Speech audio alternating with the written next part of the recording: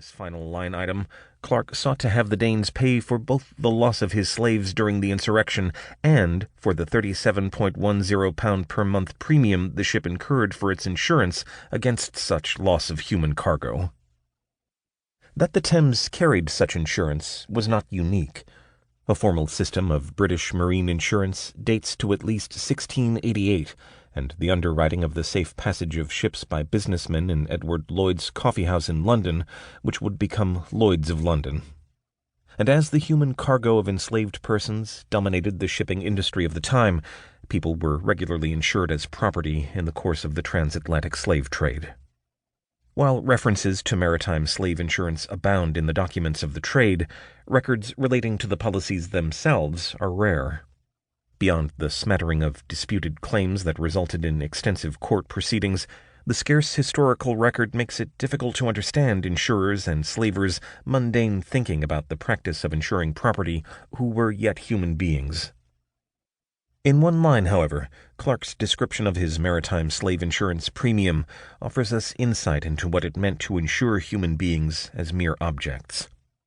In referring to his premium as a way to purchase protection against both the risk of mortality and insurrection, Clark's account reveals that while maritime slave insurance offered security against the loss of the ship's property, this property was also human, and possessing such humanity, enslaved persons were both at risk and a risk.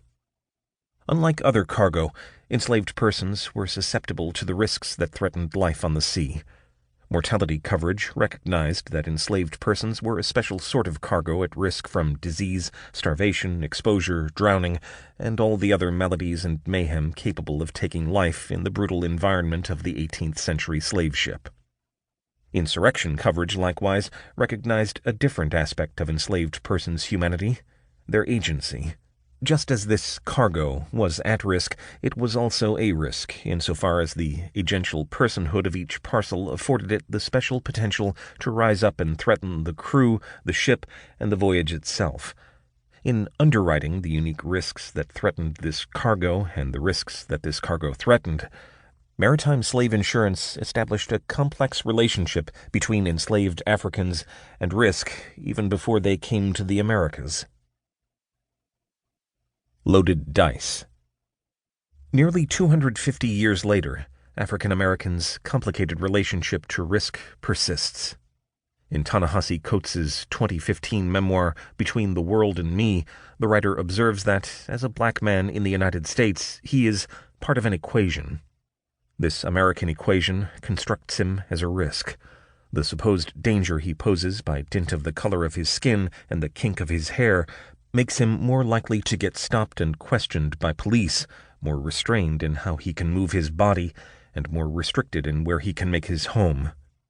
The construction of his race as a risk also puts him and other African Americans at risk, as they, like Eric Garner, Renisha McBride, or John Crawford, may be killed by law enforcement officers for such innocuous actions as selling a cigarette, seeking help, or shopping in a store.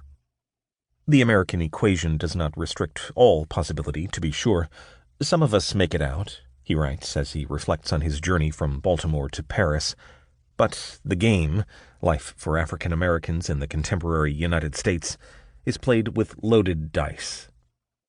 It's telling that Coates uses the metaphors of equations and dice to vividly convey the entangled history of race, chance, and statistics. In his now seminal The Case for Reparations, Coates wrote pointedly about statistical racism in the Federal Housing Administration's, FHA's, ratings of neighborhood risk in their mortgage insurance decisions. But even as Coates and others occasionally zero in on specific sites and institutions in which risk is statistically assessed along racial lines, no study has fully captured the disturbingly sustained and multifaceted use of race as a significant variable in actuarial science, the probabilistic mathematics of risk assessment. Calculating race, racial discrimination in risk assessment, seeks to correct this oversight in the historical understanding of the relationship between risk assessment and race. By tracing how ostensibly objective actuarial formulas have not simply reflected an inequitable distribution of risk along racial lines, but actually have also played a significant role.